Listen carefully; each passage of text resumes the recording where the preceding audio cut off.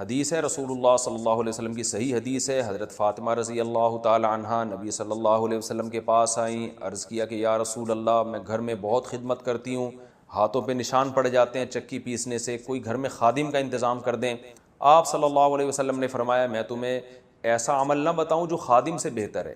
فرمایا ضرور بتائیے۔ تو آپ صلی اللہ علیہ وسلم نے فرمایا 33 دفعہ، فرمایا جب تم بستر پہ سونے کے لیے لیٹ جاؤ، حضرت علی سے بھی آپ نے فرمایا، حضرت فاطمہ سے بھی، کہ جب بستر پہ سونے کے لیے لیٹ جاؤ، ایک روایت میں آتا ہے کہ آپ صلی اللہ علیہ وسلم خود حضرت فاطمہ کے گھر گئے اور حضرت علی اور حضرت فاطمہ کے درمیان میں بیٹھ کے آپ نے ان کو نصیحت فرمائی کہ جب تم سونے کے لیے بستر پہ لیٹ جاؤ 33 دفعہ سبحان اللہ، 33 دفعہ الحمدللہ اور 34 دفعہ اللہ اکبر۔ یہی تسبیحات پڑھنے کا حکم ہر نماز کے بعد بھی ہے، اور رات جب ہم سونے کے لیے لیٹ جائیں تو اس وقت بھی ہے۔ تو یہ وتر کے بعد نہیں پڑھے جائیں گے، بلکہ جب آپ بستر پہ سونے کے لیے لیٹ جائیں تو اس وقت پڑھی جائے گی یہ تسبیح۔ اور اس کی یہ فضیلت ہے کہ آپ صلی اللہ علیہ وسلم نے اپنے داماد اور اپنی بیٹی کو یہ تسبیحات بتائیں، اور فضیلت یہ بتائی کہ یہ گھر میں خادم سے بہتر ہے، یعنی خادم سے تمہیں وہ کچھ حاصل نہیں ہوگا جو تمہیں ان تسبیحات پڑھنے سے قیامت میں جو اجر ملے گا، تو اس اجر کو دیکھ کر تم یہ کہو گے کہ ہم نے دنیا مصیبت میں گزار دی، مصیبت سے مراد یعنی مشقتوں میں گزار دی، تو جو اجر ہمیں مل رہا ہے یہ اس خادم سے کروڑہ گنا زیادہ ہے۔ اس خادم سے ہمیں جو سہولت ملتی اس سے اتنا مزہ نہیں آئے گا جتنا اس اجر کو دیکھ کے قیامت میں مزہ آئے گا۔ صلاۃ التسبیح کی شرعی حیثیت۔ بہت سے لوگ کہتے ہیں کہ اسلام میں صلاۃ التسبیح کی کوئی حیثیت نہیں ہے، کیا یہ درست ہے؟ نمرہ بلال صاحبہ نے سوال پوچھا ہے۔ دیکھیں صلاۃ التسبیح کے بارے میں جتنی احادیث ہیں کوئی ایک بھی صحیح حدیث نہیں ہے، پہلی بات تو یہ۔ دوسری بات یہ کہ فقہا کا اصول ہے کہ ضعیف حدیثیں جب کثرت سے ہوں تو وہ درجہ حسن تک پہنچ جاتی ہیں، یعنی قابل قبول ہو جاتی ہیں۔ اس بیس پہ اگرچہ صحیح حدیث ایک بھی نہیں ہے لیکن کثرت سے حدیثیں ہیں، اگرچہ وہ ضعیف ہوں تو وہ مل کے ایک قوت مل جاتی ہے ان کو۔ اس بیس پہ جمہور علماء کا یہی مذہب ہے، یہی ان کا قول ہے، یہی ان کا فتویٰ ہے کہ صلاۃ التسبیح کو بالکل کالعدم قرار دے دینا یہ درست نہیں ہے۔ اس نماز کی ایک حیثیت ہے، یہ سنت عمل ہے، کیونکہ ضعیف روایتوں کی کثرت کی بیس پہ جو ہے وہ فتویٰ یہ دیا جائے گا کہ یہ نماز ثابت ہے، اور وہ فضیلت جو اس کی حدیث میں آتی ہے وہ فضیلت ثابت ہے۔ لیکن بعض علماء کا موقف یہ ہے کہ، اور میرا بھی رجحان انہی بعض علماء ہی کی طرف ہے، میں کوئی بہت بڑا عالم مفتی نہیں ہوں لیکن ایک ٹوٹا پھوٹا سا رجحان اس طرف ہے میرا، وہ ابن تیمیہ رحمہ اللہ تعالیٰ نے جو بات کی ہے بڑی زبردست کی ہے، اور یہی بات ہمارے شیخ حضرت مفتی رشید احمد صاحب رحمہ اللہ بھی فرمایا کرتے تھے۔ حضرت نے تو ابن تیمیہ کی بات نقل نہیں کی، حضرت کی اپنی ذاتی رائے تھی مفتی رشید احمد صاحب کی جو مفتی اعظم تھے، اور حضرت مفتی تقی عثمانی صاحب، حضرت مفتی رفیع عثمانی صاحب دامت برکاتہم العالیہ کے استاذ رہے ہیں 8 سال، بڑے علم میں مشہور تھے۔ ان کا بھی رجحان اس طرف تھا کہ وہ بھی صلاۃ التسبیح کو نہیں مانتے تھے۔ اس کی وجہ یہ تھی کہ وہ یہ کہتے تھے کہ ٹھیک ہے درجہ حسن تک روایتیں پہنچ رہی ہیں، مگر ان روایتوں سے جو نماز ثابت ہو رہی ہے نا وہ ان مشہور متواتر روایتوں کے بالکل اپوزٹ ہے، یعنی ان کے خلاف ہے۔ امام ابو حنیفہ رحمہ اللہ تعالیٰ کا اور فقہ حنفی کا جو اصول ہے خاص طور پر مسائل کے استنباط کا، وہ یہ ہے کہ جو اگر کوئی متواتر یا قطعی چیز ہمارے سامنے آ جائے احادیث سے، اس کے مقابلے میں اگر صحیح حدیث بھی اس کے خلاف ہوگی تو اس قوی کو ترجیح دی جائے گی۔ جیسے قرآن ایک متواتر ہے، اب قرآن سے اگر کوئی حکم ثابت ہو رہا ہے تو اگر حدیث صحیح حدیث سے بھی یعنی حدیث اگر صحیح بھی ہو اور اس کے خلاف چلی جائے گی تو احناف پھر قرآن کو لیتے ہیں، حدیث کو اس میں تعویل کر لیتے ہیں کیونکہ قرآن قطعی ہے۔ تو اسی طرح بعض روایتیں کثرت سے ہوتی ہیں جن سے ایک حکم ثابت ہو رہا ہوتا ہے، ان کے اپوزٹ اگر ایک کوئی صحیح روایت بھی ہوتی ہے تو اس کو احناف اکثر رد کر دیتے ہیں یا اس میں تعویل کر لیتے ہیں کہ بھئی جو متواتر روایتوں سے جو چیز ثابت ہو رہی ہے وہ اس کے بالکل اگینسٹ ہے۔ تو صلاۃ التسبیح میں بڑا اشکال یہ ہوتا ہے کہ اس نماز کی جو کیفیت ہے اس میں بعض دفعہ ایسا عمل ہوتا ہے جس سے سجدہ سہو لازم آ رہا ہوتا ہے، یعنی عام نمازوں، مثال کے طور پر آپ جب یعنی سورہ فاتحہ کے بعد جب سورت شروع کرتے ہیں اور سورت ختم کرتے ہیں تو رکوع میں تاخیر سے جو صحیح حدیث سے ہمیں پتہ چلتا ہے، جو نبی کا معمول رہا ہے، وہ یہ کہ سورت ختم کرتے ہی آپ نے رکوع کیا ہے۔ تو اسی وجہ سے فقہاء نے کہا ہے کہ اگر سورت ختم کرنے کے بعد آپ رکوع میں تاخیر کریں گے تو سجدہ سہو لازم ہو جائے گا۔ یہ کثیر صحیح حدیث سے یہ اصول نکالا ہے فقہاء نے۔ جبکہ صلاۃ التسبیح اس کے اپوزٹ ہے. اس میں کیا ہوتا ہے کہ آپ تلاوت ختم کرنے کے بعد تسبیحات پڑھنا شروع کر دیتے ہیں، رکوع میں تاخیر لازم آ رہی ہوتی ہے. تو صحیح احادیث سے جو بات، بے غبار روایات اور کثرت روایات سے جو بات ثابت ہو رہی ہے وہ یہ ہوتی ہے کہ سورت ختم کرتے ہی رکوع کرنا واجب ہے. تو اس میں کیا ہو رہا ہے کہ رکوع کرنا واجب نہیں ہے، تو یہ اگینسٹ ہو رہی ہے نا ان صحیح احادیث کے. اس لیے بعض علماء کا موقف یہ ہے کہ اگرچہ ضعیف روایتیں ہیں، کثرت سے ہیں، درجہ حسن تک پہنچی ہوئی ہیں، مگر اس سے جو نماز کی کیفیت ثابت ہوتی ہے وہ متواتر جو روایتیں ہیں ان سے ثابت ہونے والی کیفیت کے خلاف ہے. تو جو قوی ترین چیز ہے اس کو لیا جائے اور اس کے جو اپوزٹ اس کے جاری ہے اس کو ترک کر دیا جائے. اس بیس پر مفتی رشید احمد صاحب رحمہ اللہ تعالیٰ کی رائے تھی. حالانکہ انہوں نے کئی سال صلاۃ التسبیح پابندی سے پڑھی ہے، مگر جب ان کا رجحان اس طرف ہوا، یہ تحقیق کی طرف ان کا دماغ گیا، تو انہوں نے صلاۃ التسبیح چھوڑ دی. مگر منع نہیں کرتے تھے دوسروں کو، اس لیے کہ جمہور بہرحال اس کے قائل ہیں. تو میں بھی کسی کو منع نہیں کرتا، جو ہے وہ جمہور اس کے قائل ہیں، اور فقہ حنفی میں بھی فتویٰ اسی پر ہے کہ صلاۃ التسبیح پڑھنی چاہیے. تو لیکن بعض علماء بہرحال اس طرف گئے. اور پھر میں نے بعد میں علامہ ابن تیمیہ رحمہ اللہ تعالیٰ کی تحقیق پڑھی، انہوں نے بھی یہ بات لکھی ہے کہ لم یثبت مثلہ بمثلہ، کہ جس قسم کی نماز ان روایتوں سے ثابت ہو رہی ہے صلاۃ التسبیح والی، تو اس جیسی نماز جو صحیح روایتوں کے بالکل اگینسٹ جا رہی ہے اس کے لیے بہت مضبوط دلیل ہونی چاہیے. تو یعنی اتنی کمزور دلیل سے وہ ثابت اس کو نہیں کیا جا سکتا، کیونکہ یہ صحیح روایتوں کے اگینسٹ جا رہی ہے. یعنی جو مفتی رشید احمد صاحب کہا کرتے تھے، تو ابن تیمیہ رحمہ اللہ کی رائے بھی میں نے دیکھی کہ وہ بھی بالکل اس کے مطابق ہے. لیکن بہرحال جمہور اس کے قائل ہیں. علامہ ناصر الدین البانی رحمہ اللہ تعالی وہ صلاۃ التسبیح کے قائل ہیں، اور انہوں نے اس مسئلے میں عبداللہ ابن مبارک رحمہ اللہ کی تقلید کی ہے، اور بالکل واضح لفظوں میں تقلید کی ہے. ان کی تحقیق جو میں نے پڑھی تو انہوں نے بتایا کہ اگرچہ ضعیف روایتیں، لیکن عبداللہ ابن مبارک رحمہ اللہ تعالی جیسا محدث، وہ کہتے ہیں جب وہ پڑھا کرتے تھے تو پھر ہم اس کو سنتی سمجھتے ہیں. تو یعنی کیونکہ عبداللہ ابن مبارک بہت بڑے محدث تھے، فقیہ بھی تھے، تو انہوں نے کہا کہ عبداللہ ابن مبارک نے چونکہ اس نماز کو افضل سنت قرار دیا اور ثابت قرار دیا ہے، تو اتنے بڑے محدث کی رائے کو میں فالو کر رہا ہوں. تو انہوں نے تقلید کا لفظ تو ذکر نہیں کیا، لیکن انہی کی تقلید میں، تقلید اسی کو کہتے ہیں کہ آپ کسی پر اعتماد کر کے کہ بھئی جب اتنا بڑا آدمی ایک چیز پہ فتویٰ دے رہا ہے تو میں بھی اس پر اعتماد کرتا ہوں. تو اگر کوئی تقلید کے طریقے پر اگر کوئی عبداللہ بن مبارک کو فالو کرے یا کسی دوسرے مجتہد کو، پھر تو ٹھیک ہے. لیکن اگر تحقیق کی دنیا میں جاتے ہیں تو پھر میرا رجحان اسی طرف ہے، کیونکہ امام حنیفہ سے صراحتاً اس بارے میں کچھ منقول نہیں ہے، امام مالک سے بھی صراحتاً اس بارے میں کچھ منقول نہیں ہے.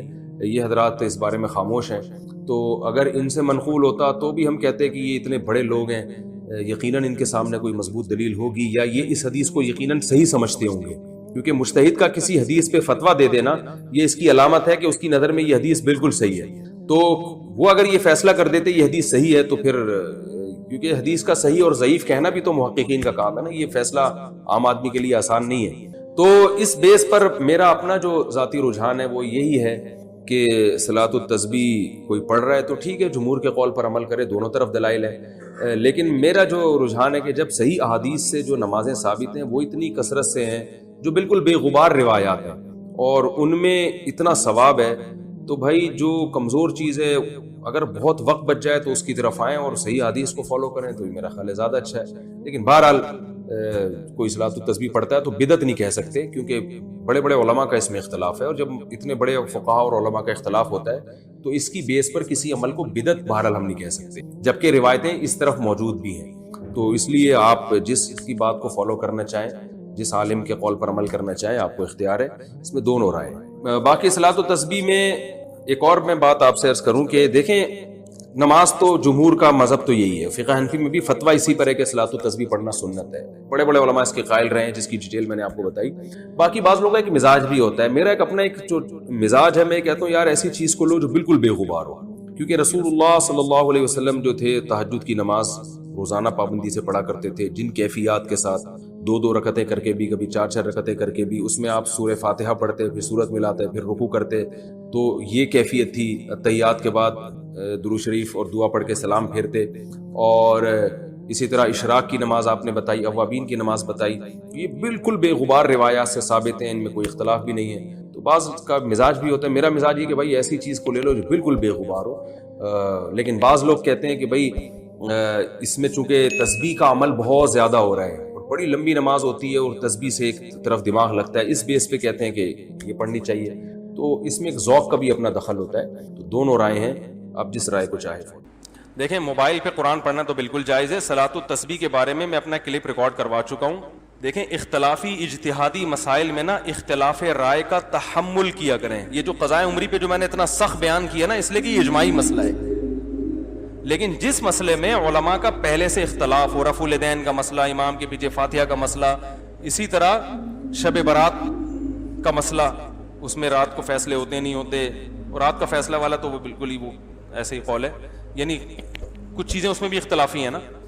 تو جو اختلافی مسائل ہوتے ہیں اس میں اگر ایک عالم اپنی رائے بیان کر رہا ہے تو آپ بے شک اس کی رائے سے اتفاق نہ کریں. کیا ہو گیا بھائی؟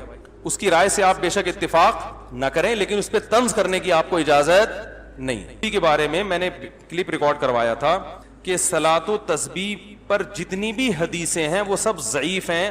سمجھ رہے ہیں؟ وہ سب کیا ہیں؟ بہت ضعیف ہیں, لیکن کثرت سے ہیں. اس وجہ سے جمہور علماء ان کی کثرت کو دیکھ کر صلاۃ و تسبیح کے سنت ہونے کے قائل ہیں کہ بھئی اتنی کثرت سے ہیں. جو ضعیف حدیثیں کثرت سے ہوں تو درجہ حسن تک پہنچ جاتی ہیں. بات سمجھ میں آ رہی ہے؟ نہیں آ رہی؟ اور حسن حدیث بھی قابل قبول ہوتی ہے. تو اصول حدیث کے لحاظ سے بہت سے علماء نے فتویٰ یہ دیا, جن میں حنفی بھی ہیں. علامہ ابن عابدین جو فقہ حنفی کے بہت مشہور مفتی ہیں, محقق ہیں, ان کا بھی یہی قول ہے. اور فتاوی شامیہ میں جس پہ فقہ حنفی میں اکثر فتویٰ اسی پہ دیا جاتا ہے, اس میں بھی ہے کہ صلاۃ و تسبیح پڑھنا کیا ہے؟ سنت ہے. تو ہمارے مدارس میں یہی قول اختیار کیا جاتا ہے کہ سنت ہے. لیکن بعض علماء ایک دوسری رائے بھی رکھتے ہیں. وہ یہ کہتے ہیں کہ ٹھیک ہے, یہ اصول بذات خود تو ٹھیک ہے کہ ضعیف حدیثیں جب کثرت سے ہوتی ہیں تو حسن تک پہنچ جاتی ہیں, لیکن وہ ایک اور بات کہتے ہیں کہ اس نماز کی جو کیفیت ہے, جو طریقہ نماز کا ثابت ہوتا ہے, نبی سے جو تواتر کے ساتھ جو نمازیں منقول ہیں یہ ان سے ٹکرا رہی ہے. یعنی بعض دفعہ کمزور دلیل کو بھی لے لیا جاتا ہے, لیکن اگر وہ کمزور دلیل متواتر دلیل کے اگینسٹ ہو رہی ہے تو پھر اس کو نہیں لیا جاتا ہے. اور خاص طور پر جو امام ابو حنیفہ اس بارے میں بہت زیادہ سخت ہیں. وہ کہتے ہیں قرآن مجید کی آیت متواتر ہے, اسی طرح کوئی حدیث متواتر ہو تو اس کے مقابلے میں اگر خبر واحد بھی آ جائے گی نا, چاہے وہ صحیح ہو, تو وہ اس کو بھی رد کر دیتے ہیں. وہ کہتے ہیں 100% یقینی چیز کی وجہ سے وہ چیز کو نہیں چھوڑا جا سکتا. یعنی ایک چیز جو 100% یقینی نہیں ہے اس کی وجہ سے اس چیز کو نہیں چھوڑا جا سکتا جو 100% یقینی ہو. اس کی بہت مثالیں ملتی ہیں. حدیث میں آتا ہے کہ البکر بالبکری جلد 100 وتغریب عام, کنوارا مرد اور عورت جب زنا کرے تو 100 کوڑے لگاؤ اور 1 سال کے لیے جلا وطن کرو. بالکل صحیح حدیث ہے, بخاری کی حدیث ہے. لیکن امام حنیفہ نے اس حدیث کو کے ظاہر کو نہیں لیا. اب لوگ اعتراض کرتے ہیں امام صاحب نے بخاری کی حدیث چھوڑ دی, یہ اتنی صحیح حدیث چھوڑ دی. بھائی اس لیے چھوڑ دی ہے کہ یہ قرآن کے کیا ہے؟ اگینسٹ ہے. قرآن میں جو زانی کی سزا بیان کی جا رہی ہے وہ یہ ہے کہ الزانیۃ والزانی فاجلدوا کل واحد منہما 100 جلدہ, زنا کرنے والے مرد اور عورت کو 100 کوڑے لگاؤ. اس میں اللہ تعالیٰ نے مزید کوئی سزا بیان بولو نا بھائی نہیں کی. اگرچہ یہ بخاری کی حدیث ہے لیکن قرآن کے مقابلے میں مضبوط نہیں ہے. اس کی یوں سمجھ لیں کہ قرآن کی کوئی ایک آیت کا انکار کر دیتا ہے فوراً کافر, بخاری کی کسی حدیث کا انکار کر دے گا کافر نہیں ہوگا. گمراہ ہم ضرور کہیں گے, کافر نہیں ہوگا. تو اس لیے انہوں نے اس حدیث میں تعویل کی ہے, رد نہیں کیا. تعویل کا مطلب بھئی یہ سیاسی حکم ہے کہ 1 سال کے لیے جلا وطن کر دو, کیونکہ ایک ہی جگہ رہ کر عشق معاشقہ ہو گیا ہوگا, زنا کر رہے ہیں, ان کو ایک دوسرے سے دور کر دیں گے. تو اگر حاکم اور قاضی یہ سمجھتا ہے کہ ان کو جلا وطن کرنے سے فائدہ ہے, زنا چھوڑ دیں گے تو کرنا چاہیے, نہیں سمجھتا تو بعض دفعہ جلا وطن کرنے میں فائدے کے بجائے نقصان ہے. اس لیے کہ یہاں تو مقامی لوگ ہیں, جب انسان اجنبی جگہ پہ جاتا ہے تو برائی کی طرف قدم اور زیادہ. خاص طور پہ لڑکی کو جب جلا وطن کریں گے تو اس کے پاس کمانے کا اور کوئی ذریعہ نہیں ہوگا, وہ زنا ہی کو پیشہ بنا سکتی ہے. سمجھ میں آ رہی ہے بات؟ اب لوگ تو کہہ دیں گے بخاری کی حدیث, حنفی لوگ بخاری کی حدیث نہیں مانتے, بخاری کی حدیث او بھائی مانتے ہیں لیکن قرآن کو پہلے فوکس کرتے ہیں. لیکن بہت سے فقہاء نے اس حدیث کو بھی لیا, ان کے اپنے اصول ہیں, ہر فقیہ کا اپنا اصول ہوتا ہے اور سب صحیح ہے ہمارے نظر. لیکن امام حنیفہ کا اصول اس بارے میں بہت سخت ہے کہ جو متواتر احادیث سے اور قرآن سے جو چیز ثابت ہوگی تو اگر کوئی چیز اس کے اگینسٹ ہوگی تو اسی جیسی پاورفل ہونی چاہیے, ورنہ اصول یہ ہے کہ وہ اس کو رد کر دیتے ہیں. تو صلاۃ و تسبیح والی جو نماز ہے اس سے بعض دفعہ ایسی چیزیں ہوتی ہیں جس سے عام نمازوں میں سجدہ سہو واجب ہو جاتا ہے. مثلا نبی صلی اللہ علیہ وسلم سے تواتر کے ساتھ جو نماز منقول ہے اس میں کیا ہے کہ تلاوت اور رکوع میں وقفہ, بولتے کیوں نہیں ہونا چاہیے. صلاۃ و تسبیح میں ہر رکعت میں وقفہ ہوتا ہے, تو یعنی ایک ایسا عمل جس سے عام نمازوں میں سجدہ سہو واجب ہو رہا ہے، اتنا ناپسندیدہ عمل ہے، اور وہی اس مکروہ عمل کا ارتکاب آپ کس میں کر رہے ہیں؟ صلاۃ و تسبیح میں. تو چونکہ مکروہ عمل کا ارتکاب کر رہے ہیں تو اس کے لیے وہ کہتے ہیں، یعنی اصول کہتے ہیں کہ دلیل اسی جیسی پاورفل ہونی چاہیے.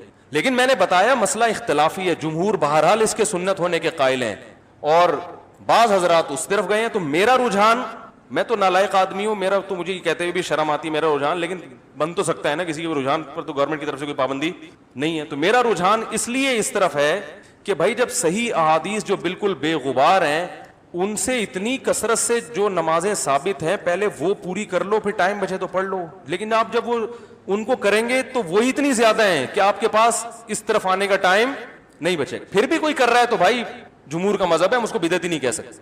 علامہ ناصر الدین البانی رحمہ اللہ تعالی، انہوں نے صلاۃ و تسبیح کو سنت کہا ہے اور دلیل میں صرف عبداللہ ابن مبارک کی تقلید کی ہے انہوں نے، کیونکہ عبداللہ ابن مبارک صلاۃ و تسبیح کے قائل تھے، بہت بڑے محدث تھے. تو علامہ البانی نے کہا ہے کہ انہوں نے، یعنی ان کا یہ رائے ہے کہ عبداللہ ابن مبارک جیسا محدث جب ایک نماز کو افضل قرار دے رہے ہیں تو وہ غلطی پہ، ان کی بات کا میں حاصل بیان کو، تقلیدی ہے نا یہ. تو ہم یہ کہتے ہیں کہ چاروں امام ابو حنیفہ، مالک، شافعی، احمد بن حنبل، یہ نماز جتنی اس کی فضیلت بیان کی جا رہی ہے نا کہ اتنی فضیلت زندگی میں ایک دفعہ پڑھو نہیں تو. اچھا بعض علماء نے یہ بھی اعتراض کیا ہے کہ یہ کلام مزاج نبوت کے، ان کی رائے میں یہ منافی ہے، کیونکہ نبی صلی اللہ علیہ وسلم کے اس طرح کے الفاظ آتے ہیں اس میں کہ پوری زندگی میں ایک دفعہ پڑھو، روزانہ پڑھو، روزانہ نہیں پڑھ سکتے تو ہفتے میں ایک دفعہ نہیں تو مہینے میں ایک دفعہ، مہینے میں ایک دفعہ نہیں تو سال میں ایک دفعہ نہیں تو بعض حضرات کا یہ بھی رائے ہے کہ یہ جو کلام ہے نا یہ بھی مزاج نبوت سے میچ نہیں کرتا، یعنی آپ صلی اللہ علیہ وسلم کی حدیثیں اس طرح کی ہوتی نہیں ہیں. یہ بعض حضرات کا یہ خیال ہے. تو اور دوسرا ائمہ اربعہ سے اس بارے میں کچھ بھی منقول نہیں ہے. اتنی امپورٹنٹ اور اہم نماز نہ امام ابو حنیفہ سے کچھ منقول ہے، تو یہ اتنے بڑے بڑے علامے جو اپنے وقت کے بڑے بڑے امام تھے ان سے یہ حدیث مخفی کیسے رہ گئی؟ سمجھ میں آ رہی ہے بات؟ اور امام احمد بن حنبل جیسے جو امام بخاری کے استاذ ہیں انہوں نے بھی صلاۃ التسبیح کو کی روایات پہ رد کیا ہے. تو اتنے بڑے بڑے ائمہ جو بڑے بڑے محقق ہیں ان سے یہ حدیثیں مخفی کیسے رہ گئیں؟ تو بہرحال دونوں طرف ہیں. میں پھر بھی بتا رہا ہوں کہ میں اپنی رائے پر مصر نہیں ہوں.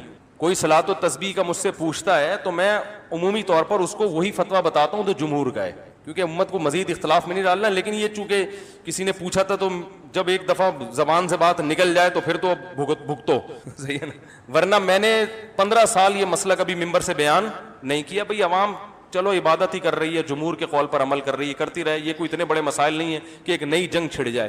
لیکن وہ ہو گئی، وہ زبان سے نکل گیا تو پھر اس پہ توپوں کا رخ دھاڑ ٹھیاؤ پوری فائرنگ ہو رہی ہے. یہ دیوبندی نہیں ہے، یہ یوں نہیں ہے، تو یہ فلانا نہیں ہے، تو یہ یوں نہیں ہے، تو یہ حنفی نہیں ہے، کوئی پتہ نہیں کیا کیا بنا دیا مجھے.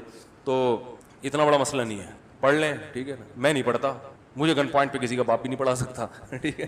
اگر میری رائے تبدیل ہوگی تو میں پڑھ لوں گا. باقی جو پڑھ رہا ہے تو میں اس کو بدعتی بھی نہیں کہتا، کیونکہ دونوں طرف علماء ہیں. مجھے کیوں نہیں پڑھا سکتا؟ اس لیے کہ میرا اپنا مزاج ہے کہ یار جب وہ دوسری روایت اتنی کثرت سے ہے. تو ہمارے حضرت مفتی رشید احمد صاحب رحمہ اللہ بھی بہت، مفتی تقی عثمانی صاحب کے استاذ تھے. اچھا مجھے لوگ یہ بھی کہتے ہیں اس کا اپنا تفرد ہے، میرا تفرد نہیں ہے بھائی. میں کون ہوتا ہوں؟ بڑے بڑے علماء اس کے قائل رہے ہیں. تو ہمارے شیخ مفتی رشید احمد صاحب جو دارالعلوم کرنگی میں شیخ الحدیث تھے، حضرت مفتی تقی عثمانی صاحب، مفتی رفیع الرحمانی صاحب نے حضرت سے 8 سال پڑھا ہے. خود بہت بڑے عالم تھے. ان کی بھی یہی رائے تھی کہ وہ بھی صلاۃ التسبیح کے قائل بولو بھائی نہیں تھے، بلکہ وہ تو یہ کہتے تھے کہ میں نے جو 50-60 سال صلاۃ التسبیح پڑھی ہے تو میرا دل چاہتا ہے کہ میں یہ نمازیں لوٹا لوں، کیونکہ وہ سجدہ سہو واجب ہو رہا تھا نا. ان کی رائے تھی. لیکن وہ بھی اس پہ اصرار نہیں کرتے تھے، بلکہ وہ اسی طرح مسئلہ بتاتے تھے کہ بھائی دونوں طرف علماء ہیں، اپنی رائے میں وہ مضبوط تھے. بتاتے ایسے تھے بھائی وہ بھی رائے ہے اور یہ بھی رائے ہے، تو جو جس رائے پر عمل کرے. تو اگر آپ کو ان علماء کی رائے صحیح لگتی ہے تو بے شک ان کی رائے پر عمل کریں. صلاۃ التسبیح پڑھنے والے کو بدعتی نہیں کہا جائے گا، سمجھ رہے. لیکن میرا بھی اتنا لمبا ریکارڈ کرانے کا مقصد یہ تھا کہ آپ جس رائے پر بھی عمل کریں اللہ کا واسطہ رائے کے اختلاف کی برداشت کی قوت پیدا کریں اپنے اندر. یہ نہیں کہ آپ کی رائے کے خلاف اگر کوئی جا رہا ہے تو توپ سے اس کو اڑا دیں. آپ کسی کام کا چھوڑے ہی نہیں، آپ اس کے بیان مت سنو. یہ تو الگ ہی نیا فرقہ لے کے آ رہا ہے. کوئی نیا فرقہ نہیں ہے، یہ اختلاف چلتے رہتے ہیں ہمیشہ سے. ابن تیمیہ رحمہ اللہ بھی قائل نہیں تھے. وہ ٹھیک ہے، وہ بہت ساری چیزوں کے قائل نہیں تھے جو بالکل، بعض چیزیں تو ایسی جو اجماع سے بھی ہٹ کر ہیں. لیکن بہرحال وہ ایک بڑے عالم تھے وہ بھی. تو اس لیے چلتا ہے. مارکیٹ میں کیا ہے ہمارا مسئلہ، خدا کی قسم یہ نہیں ہے کہ کسی سے دلیل میں غلطی ہو جائے. ہمارا مسئلہ یہ ہے کہ ہماری قوم میں رائے کے اختلاف کو برداشت کرنے کی طاقت، ہمارا مسئلہ رفع الیدین کا نہیں ہے. صحابہ میں رفع الیدین والے بھی تھے، رفع الیدین نہ کرنے والے بھی، لیکن پھڈے بازی بولو بھائی نہیں تھی. تو ہمارا جو مسئلہ ہے نا کہ بس میری رائے پہ اڑ جائے کہ میں ہی صحیح ہوں باقی سارے کیا ہیں غلط ہیں. تو نہ میں صلاۃ و تسبیح پڑھنے والوں کے بارے میں ایسی رائے رکھتا ہوں، تو نہ آپ میرے بارے میں ایسی رائے کریں. زیادہ زیادہ ہمارے حضرت بعض دفعہ یہ بھی کہتے تھے کہ جب کوئی، اچھا یہ بھی یاد رکھیں تقلید مجتہد کی ہوتی ہے، مجتہد کے علاوہ کسی اور کی تقلید نہیں ہوتی کہ کسی نے بھی کچھ بھی لکھ دیا. امام و حنیفہ اور یہ جو امام شافعی، تو ان کی تو اس لیے ہوتی ہے کہ یہ بہت بڑے محقق تھے، یہ تو ہماری سوچ سے بہت ہوئے، انہوں نے تابعین تبع تابعین کا دور دیکھا ہے. ان میں غلطی تو ان سے بھی ہو سکتی ہے، لیکن ان میں غلطی کا امکان ہم میں جتنا امکان ہے نا اس سے کم ہے، ہم میں غلطی کا امکان زیادہ ہے.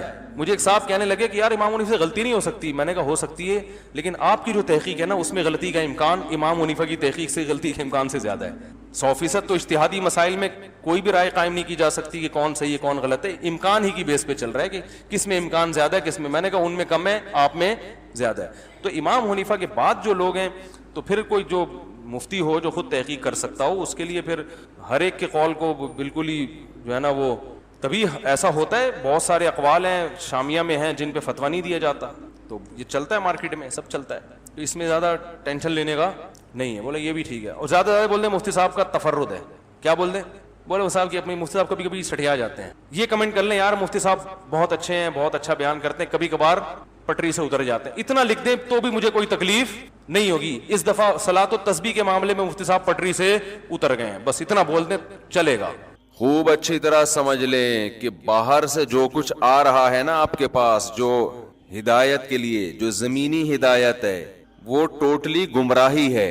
تبھی تو قرآن بار بار کہتا ہے کہ من یہدہ اللہ فلا مضل لہ ومن یضلل فلا ہادی لہ قل ان الہدی ھدی اللہ. آپ بتا دیجئے کہ ہدایت صرف کس کی ہے؟ اللہ کی. کیا مطلب؟ آپ کو صحیح گائیڈنس اگر ملے گی تو صرف اللہ کی طرف سے، اللہ کے علاوہ کوئی بھی صحیح گائیڈ نہیں کرے گا. یہ کیوں قرآن بار بار کہہ رہا ہے؟ ہم جب یہ آیت پڑھتے ہیں تو اسپیڈ کے ساتھ نکل جاتے ہیں. قل ان الہدی ھدی اللہ، کہ ہدایت وہی ہے جو اللہ کی ہے، گائیڈنس وہی ہے جو اللہ کی. ہم کہتے ہیں ماشاءاللہ، او بھائی یہ بہت بڑا دعویٰ کر دیا اللہ نے کہ جو کچھ آپ کو یونیورسٹیوں سے گائیڈنس مل رہی ہے، اسکولوں سے گائیڈنس مل رہی ہے، گورے کی طرف سے گائیڈنس مل رہی ہے، اگر اللہ کی تعلیمات سے میچ کر رہی ہے پھر تو ٹھیک ہے. ذرا بھی اللہ کی تعلیمات سے انحراف ہے تو کتنا ہی پڑھا لکھا آدمی، کتنا ہی ذہین آدمی، یونیورسٹی کا کتنا بڑا پروفیسر، کتنا بڑا موٹیویشنل اسپیکر، اگر اس کی گائیڈنس اللہ کی گائیڈنس سے، اس کی ہدایت اللہ کی ہدایت سے میچ نہیں کر رہی تو سراسر گمراہی ہے، لفاظی ہے. اس میں اٹریکشن اس لیے ہے کہ اس میں لفاظی بہت ہے. بعض دفعہ ایک چیز سراسر گمراہی ہوتی ہے، اچھی بہت لگتی ہے، باتیں دل کو بھاتی بہت ہیں. کیوں؟ اس میں اٹریکشن بہت ہوتی ہے، اس میں کچھ ایسی چمک پٹیاں لگا کے اس بات کو پیش کیا جاتا ہے کہ پیش کرنے والے سے بھی محبت اور اس کی بات سے بھی محبت، حالانکہ وہ ہدایت کی روح سے وہ خالی ہوتی ہے. لوگ آج کل پیکنگ کو دیکھتے ہیں نا، بار بار یہ بات میں کہتا ہوں، پیکنگ اچھی ہونی چاہیے. زیتون کا اوریجنل تیل اچھی پیکنگ میں میں نے دیکھا نہیں ملتا، سستا تھا. جوڑیا بازار گیا تھا میں 8-10 سال پہلے، اور زیتون کا 2 نمبر تیل بڑی خوبصورت پیکنگ میں، زیادہ مہنگا. کیوں؟ جو اچھی پیکنگ میں تھا لوگ اس کو سمجھ رہے تھے کہ یہ 1 نمبر ہے. جو ٹین کے کنستر میں پڑا ہوا ہے اس کو لوگ سمجھ رہے ہیں یہ 2 نمبر ہے. ارے بھائی یہ جو بھینس کا دودھ ہم نکالتے ہیں جو گوالوں سے آتا ہے، اس میں بھی چیزیں گوالے کی طرف سے ملی ہوئی ہوتی ہیں، لیکن اس ڈبے والے دودھ سے بہتر ہے. مگر پیکنگ کس کی اچھی ہے؟ ڈبے کی. ڈبے پہ مر رہے ہیں لوگ اور ڈبے جیسے ہو رہے ہیں. اور یہ جو گوالے والے دودھ کی پیکنگ ہے، یہ شاپر میں ڈال کے یوں گھما گھما کے دے رہا ہے، دیسی اسٹائل ہے، لوگ نہیں مر رہے اس کے اوپر. کھا کے دیکھو، پی کے دیکھو، پتہ چلے گا. پی کے دیکھو پتہ چلے گا. تو اسی طرح ہدایت کے جو نعرے ہوتے ہیں، ہدایت، گائیڈنس، آج کل اس میں بڑی اٹریکشن ہے. یار یہ بڑا پڑھا لکھا آدمی لگتا ہے بڑی زبردست گائیڈنس دے رہا ہے، یہ صحیح بتا رہا ہے، اس ٹریک پہ چلنا چاہیے. بھائی وہ اگر اللہ رسول کی تعلیمات سے وہ میچ کر رہی ہے، وہ تعلیم بعض دفعہ کر بھی رہی ہوتی ہے، موسٹ ویلکم, بہت اچھا. نہیں کر رہی, گمراہی کے علاوہ کچھ بھی نہیں ہے. وہ میں نے بتایا تھا نا, ایک صاحب غریب کو گالیاں دیتے ہیں, بی سے فلانا, ڈی سے ڈمکانا, غربت کے خلاف بہت. تو میرا کوئی پیغام ان تک معذرت کے ساتھ پہنچا دے. محنت کرنے کی لوگوں کو ضرور ترغیب دینی چاہیے, اس میں تو دو رائے نہیں ہے. ایک غربت وہ ہوتی ہے جو آپ کی سستی اور کاہلی کی وجہ سے ہوتی ہے, یہ شریعت میں پسندیدہ نہیں ہے, یہ تو آپ میں عیب ہے, آپ دماغ نہیں استعمال کرتے, محنت نہیں کرتے. لیکن ایک غربت اللہ کی طرف سے ہوتی ہے. یبسط الرزق لمن یشاء ویقدر, جس کے لیے چاہتا ہوں رزق کے دروازے کھول دیتا ہوں, جس کے لیے چاہتا ہوں بند کر دیتا ہوں. اور بار بار قرآن کہتا ہے, نبی صلی اللہ علیہ وسلم کو غربت کے طعنے ملتے تھے, لولا انزل هذا القرآن على رجل من القريتين عظیم. مشرکین مکہ کہتے تھے ہمارے ہاں بڑے بڑے مالدار پڑے ہوئے ہیں, طائف میں بھی مکہ میں بھی. دو سرداروں کے خاص طور پہ نام لیتے تھے, ان دونوں میں سے کسی پہ, دو بستیوں کے خاص طور پہ نام لیتے تھے, مکہ اور طائف. بڑے بڑے دولت مند لوگ ہیں, سردار لوگ ہیں, ان میں سے کسی پر قرآن نازل کیوں نہیں ہوا؟ اللہ نے ایک یتیم اور غریب کا انتخاب کیوں کیا؟ تو قرآن نے جواب میں کیا کہا؟ قرآن نے جواب میں یہ کہا, اہم یقسمون رحمت ربک, کہ یہ جو دولت ہے یہ اس کی تقسیم ہمارے ہاتھ میں ہے, تو نبوت کی تقسیم بھی کیا تمہارے ہاتھ میں دے دوں؟ یہ جو دولت ہے جو کم درجے کی نعمت ہے, اس کی تقسیم جب میں نے اپنے ہاتھ میں رکھی ہے, یہ تمہارے ارادے پر نہیں. وہ قرآن میں کیا الفاظ ہیں, مجھے اسپیسیفک آیت یاد نہیں آ رہی, بڑی زبردست آیت ہے. نحن قسمنا بینہم معیشتہم فی الحیات الدنیا ورفعنا بعضهم فوق بعض لیتخذ بعضهم بعضا سخریا ورحمت ربک خیر مما یجمعون. قرآن کہہ رہا ہے کہ تم نبوت کی بات کرتے ہو کہ ہم تم سے پوچھ کے نبی بنائیں کہ فلاں زیادہ اہل ہے یا فلاں زیادہ اہل ہے. نبوت سے بہت کم درجے کی چیز ہے دولت, پیسہ, اس میں ہم نے تم سے نہیں پوچھا. سوال پیدا ہوتا ہے, اللہ نبوت کے بارے میں تو سمجھ میں آتا ہے کہ تو ہم سے نہیں پوچھتا, تجھے پتا ہے کون اہل ہے کون نا اہل, تو پیسے کا تو پوچھ لیتا نا, پیسے کا پوچھ لیتا. ہم بتاتے ہیں اللہ فلاں ملک غریب ہے, ادھر ذرا توجہ زیادہ کر, فلاں تو پہلے سے ہی پیسے والے, ادھر توجہ ذرا کم کر. یہ نیک آدمی ہے اس کو زیادہ دے, وہ برا ہے اس کو کم دے, وہ اتنا اسٹرگل کر رہا ہے محنت کر رہا ہے اس کو زیادہ دے, وہ پوستیوں کی طرح پڑا رہتا ہے پھر بھی نوٹ گننے کے اس کے پاس ٹائم نہیں ہے. بات نہیں آ رہی میرا خیال ہے سمجھ؟ یہ تو بالکل ہی آ رہی ہو, کیونکہ ہر گھر میں ایک ایسا پوستی ہوتا ہے, ہر محلے میں, جو پڑا رہتا ہے پھر بھی دولت کی ریل پیل. اکثر ایسا نہیں ہوتا لیکن بہت دفعہ ایسا ہوتا بھی ہے. تو اللہ نے جواب میں کہا کہ ہم نے تمہارے درمیان تمہاری معیشت کو, دولت کو, پیسے کو ڈیوائیڈ کیا ہے, تقسیم کیا ہے. ورفعنا بعضهم فوق بعض, اور ہم نے دولت کے معاملے میں تم میں بعض کو بعض پر فضیلت دی. کیوں؟ لیتخذ بعضهم بعضا سخریا, تاکہ تم میں سے بعض کو اپنا تابع بنا کے رکھیں, سارے زمین کے باپ نہ بن جائیں. میں بھی بزنس کے فضائل بیان کرتا ہوں کہ بزنس کرو, اس میں اللہ نے پیسہ زیادہ رکھا ہے, کسی کے غلام ماتحت بن کے نہیں رہ سکتے, آپ نہیں رہتے اس میں, باس رہو گے ہمیشہ. آپ سی اے کرو گے, جاب اس آدمی کے پاس کرو گے جس نے میٹرک پاس بھی نہیں ہوگا, اس کی اپنی کمپنی ہوگی. لیکن کیا سارا ایسا کر لیں گے؟ زمین کا نظام تباہ و برباد نہیں ہو جائے گا؟ کیا خیال ہے بھائی؟ اگر سارے بزنس کریں گے, کرنا تو چاہیے, کوشش کریں, جس کا دماغ ہوگا چلے جائے گا, لیکن ہر آدمی اس میں کامیاب نہیں ہوگا. بہت تھوڑے لوگ کامیاب ہوں گے, زیادہ تر ناکام ہوں گے. کیوں؟ وہ اس کا بزنس کامیاب نہیں ہوگا جب تک اس کو ملازم نہیں ملیں گے. تو پیسہ چند لوگوں کے پاس ہی آئے گا, پھر بھی ان کے لحاظ سے باقی لوگ پھر بھی کیا کہلائیں گے؟ غریب, جن کو بی سے گالیاں بھی دی جا رہی ہیں اور سی سے کچھ اور بھی کہا جا رہا ہے. میجورٹی پھر بھی کیا رہے گی؟ غریب. تو آپ اگر غربت کا یہ کانسیپٹ لوگوں کے سامنے پیش کر دیں کہ غریب برا ہوتا ہے, اس کا مطلب زیادہ تر لوگ کیا ہوتے ہیں؟ برے ہوتے ہیں. آپ کہہ سکتے ہیں کہ یورپ میں تو کوئی غریب نہیں ہے, وہاں تو سارے لوگ امیر ہوتے ہیں. بھائی کنٹری جب غریب امیر ہوتا ہے نا, تو اس کا مطلب دوسرا کنٹری اس نے غریب کیا ہوتا ہے. سمجھ رہے ہیں؟ دنیا میں سارے ملک امیر نہیں ہیں, کچھ امیر اس لیے ہیں کہ انہوں نے بہت سو کو غریب کیا ہوا ہوتا ہے. ابھی یہ ذرا اپر لیول کی باتیں ہو جائیں گی. آپ دیکھ لو دنیا میں جہاں سے خزانے نکل رہے ہیں, جنگیں مسلط کرائی ہوئی ہیں وہاں پہ. افریقہ کی مثال آپ کے سامنے ہے, تنزانیہ آپ کے سامنے ہے. کیوں؟ ان کو ڈر ہے کہ اگر یہاں اسٹیبل ہو گئی گورنمنٹ اور یہاں, تو یہ امیر ہو جائیں گے اور ہم کیا ہو جائیں گے؟ غریب ہو جائیں گے. یہ امیر غریب کا سیٹ اپ قیامت تک چلتا رہے گا. پاکستان اگر امیر ہو گیا تو ان کے کنٹری کیا ہو جائیں گے؟ کیونکہ یہاں سے دبا دب ملازمتوں کے لیے لوگ باہر جا رہے ہیں. لوگ کہیں گے ہم وہاں کیوں جائیں, اور ان کے پاس پبلک مارکیٹ سے شارٹ 2 بچے ہی اچھے کی وجہ سے. ان کے پاس جوان تھوڑی ہیں جاب کرنے کے لیے, وہ تو بوڑھوں کے ملک بننے والے. میں سویڈن کے بارے میں تو 10 سال پہلے وہ اس کے صدر نے روتے ہوئے کہا تھا, اس کے وزیر اعظم نے, کہ ہم پورا ملک ہی بوڑھا ہونے والا ہے, اب جوان مارکیٹ سے کیا ہے. تبھی تو دبا دب ویزے لگ رہے ہیں. دنیا میں جہاں بھی جاؤ پاکستانی ہول سیل کے حساب سے آپ کو نظر آئے گا, جہاں بھی دنیا میں جاؤ.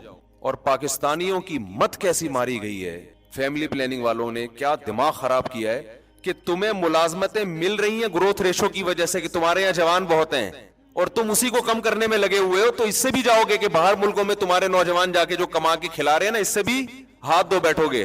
جی پاگل لوگ ہیں یار, بالکل ہی دماغ کام کرنا چھوڑ دیا ہے. تمہارے پاس ایک ہی چیز تو اچھی ہے کہ 60% جوان ہے, گروتھ ریشو گرے گا تو یہ بھی ختم ہو جائے گا, پھر بڈھے زیادہ ہو جائیں گے, وہ کمانے کے لیے جائیں گے باہر, وہ ریاست میں بوجھ بنیں گے. اور ریاست کا حال دیکھو آپ. لوگ کہتے ہیں نا, کل ایک صاحب آئے سعودی عرب سے, میں نے کہا بھائی آپ پاکستان آ رہے ہیں, یہاں بزنس کر رہے ہیں پاکستان کا, تو لوگ کہہ رہے ہیں بینک کرپٹ ہونے والا ہے, دیوالی ہونے والا ہے. کہہ رہے 20 سال سے سن رہے ہیں, ہوا نہیں ہے. 20 سال سے سن رہے ہیں, کھا پھر بھی مزے سے الحمدللہ رہے ہیں. کہہ رہے سن تو بہت عرصے سے, اور میں تو بچپن سے سن رہا ہوں مہنگائی, ابے بس اب گئے. 1995 میں پاکستان ختم ہو جائے گا, پھر 96 میں ہوگا, تھوڑا ڈیلے کر دیا ہے اللہ تعالیٰ نے. پھر یہ 2000 تو آخری سال ہوگا بس. اب تو مہنگائی, چینی کے ریٹ دیکھو, وہ ریٹ دیکھ دیکھ کے ہم روتے یار, کتنے زبردست ریٹ تھے یار. اور اس کو ہم سمجھ رہے تھے بہت. مجھے یاد ہے جنرل مشرف کے دور میں آٹے کی تھیلی 70 روپے کی ہو گئی, 10 کلو کی 70 روپے. لوگوں کی چیخیں نکل گئی, بھائی آٹا 10 کلو 70 روپے, یعنی 1 کلو 10 روپے. اب آٹا نہیں ملے گا.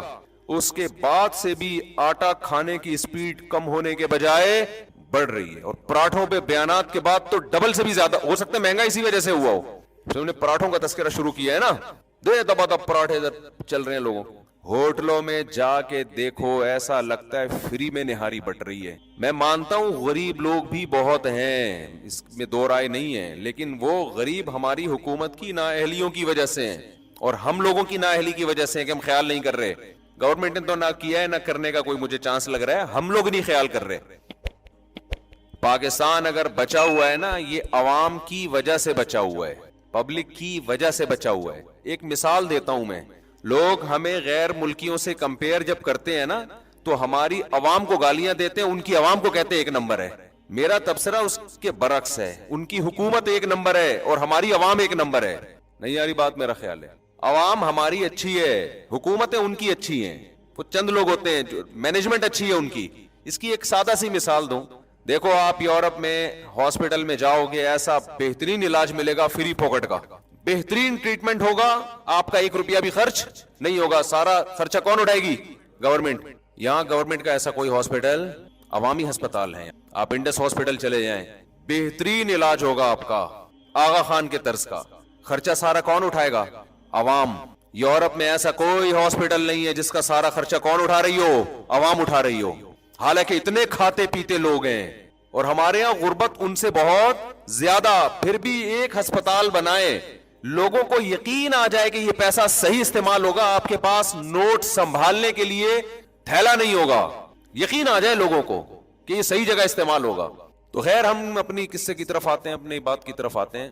کیا بات چل رہی تھی؟ تمہیں یہ ٹرن ون بہت مارتا ہوں بیان میں نا, مہنگائی میں کہاں سے آ گئی. 5 چیزوں کو غنیمت سمجھو. تو میں یہ عرض کر رہا تھا کہ پیکنگ بہت اچھی ہوتی ہے, نعرے بہت اچھے ہوتے ہیں, اس میں اٹریکشن بہت ہوتی. تو اصل ہدایت کس کے پاس ہے بھائی؟ اللہ کے پاس ہے. اللہ کے علاوہ کسی کے پاس ہدایت. تو وہ میں غربت پہ آ گیا تھا یہ بتانے کے لیے کہ خوب سمجھ لو میرے بھائی, پیسہ کمانے کی کوشش کرو, اللہ کا واسطہ نہ غریب کو عیب سمجھو نہ غربت کو عیب سمجھو. یہ آپ کے مشورے پر اللہ نہیں. ہاں میں آیت کمپلیٹ کر رہا تھا کہ اللہ فرماتے ہیں ہم نے ان کے درمیان رزق کو تقسیم کیا, لیتخذ بعضهم بعضا سخریا, تاکہ یہ لوگ ایک دوسرے کو تابع بنا کے رکھیں. اور باہر ملکوں میں بھی ایسا ہی ہے, سارے تھوڑی ہوتے ہیں, کچھ زیادہ مالدار کچھ کم مالدار. جو بڑا مالدار ہے اس کی کمپنی ہوگی, جو کم مالدار ہے اس کمپنی میں جاب کر رہے ہوں گے, ملازمت کر رہے ہوں گے. تو یہ سب اللہ کے ہاتھ میں ہے. یبسط الرزق لمن یشاء ویقدر, جس کے لیے چاہتا ہے رزق بڑھا دیتا ہوں, جس کے لیے چاہتا ہے کم کر دیتا ہوں. آج بہت سے لوگ جو بہت فضائل بیان کر رہے ہیں دولت کے, اور غریب کو برا بھلا کہہ رہے ہیں, اس بات سے ڈرنا چاہیے ذرا سی اللہ کی نظر ہٹے گی اور آپ روڈ پہ آ جاؤ گے, چیختے چلاتے رہ جاؤ گے آپ, یہ ہو گیا میرے ساتھ. شاعر نے کہا ہے نا, تو شاہوں کو گدا کر دے, گدا کو بادشاہ کر دے. گدا یعنی گداگر, بھیکاری. تو اے اللہ تو شاہوں کو گدا کر دے, گدا کو بادشاہ کر دے. گداگر کو, بھیکاریوں کو بادشاہ بنا دیتا ہے. اشارہ تیرا کافی ہے گھٹانے اور بڑھانے کو. ایک اشارے کی دیر ہوتی ہے. دولت مند روڈ, اور ہم نے تو بہت دیکھے اپنی زندگی میں جن کی بڑی زبردست پلاننگ تھی, بہت پیسہ تھا, ایسا چھنا ہے پیسہ کہ دیوالیہ ہو گیا. تو اس لیے یہ جو بار بار میں تشریح کر رہا ہوں نا حدیث کی, کہ محنت انسان کرے, وقت کو ضائع نہ کرے, اس کا مطلب منزل پہلے متعین کرے کہ جانا ہم نے کس طرف ہے. اس منزل کی طرف اگر آپ سست رفتاری سے بھی چلے گئے تو کسی نہ کسی دن پہنچ جاؤ گے. شریعت اس کو ٹائم ویسٹنگ نہیں کہے گی. لیکن اگر منزل ہی متعین نہیں ہے, منزل دولت کو بنا لیا آپ نے, تو بھائی اگر دولت کو منزل بنا لیا تو پھر یا تو پہنچو گے یا نہیں پہنچو گے. نہیں پہنچو گے تو بھی ناکام, پہنچ گئے تو بھی ناکام, کیونکہ پہنچنے کے بعد پھر وہ دولت چھینے گی آپ سے, مرو گے آپ. تو آپ تو پھر بھی مرو گے نا, جب مر گئے تو ختم سب. اور کوئی زیادہ مسئلہ نہیں ہے مرنے کا, کوئی اتنا لمبا ٹائم نہیں ہے. پتہ نہیں کیا سمجھا ہوا ہے لوگوں نے, ٹھا کر کے مرتا ہے بیٹھے بیٹھے. موت کے اتنے اسباب ہے نا, میں تو ڈاکٹروں سے بہت ملتا ہوں, آتے ہیں ملاقات کرتے ہیں, بڑے بڑے لیول کے ڈاکٹر. بعض ڈاکٹر یوٹیوب پہ بڑے مشہور ہیں, ان کی اسپیچ بڑی زبردست ہوتی ہے, بڑی زبردست ان کی ریسرچ ہوتی ہے. پھر دوسرے ڈاکٹروں سے رابطہ کر کے تجزیہ کرتا ہوں, تو وہ جو بڑی زبردست ریسرچ تھی وہ بالکل کیا نکلتی ہے بعض دفعہ, جیسے سوہانجنا کے فضائل تھے نا. بعض ڈاکٹر خوراک کے بھی ماہر ہوتے ہیں نا, بعض حکیم ہوتے ہیں اچھے معتدل. تو میں یہ عرض کر رہا تھا کہ یہ چیزیں انسان کے اختیار میں نہیں ہیں. تو منزل کا جو رخ ہے نا وہ ٹھیک ہونا چاہیے. دولت آپ کا کبھی بھی ہدف نہیں ہونا. دولت کو آپ نے اگر ہدف بنا لیا تو کامیاب ہونے کے بعد بھی ناکام ہوگے. ساری زندگی اسٹرگل محنت کر کر کے ایک مقام تک پہنچو گے, اور کوئی بیماری حملہ کرے گی, اس دولت کے ہونے نہ ہونے کا آپ کو کوئی فائدہ نہیں ہوگا.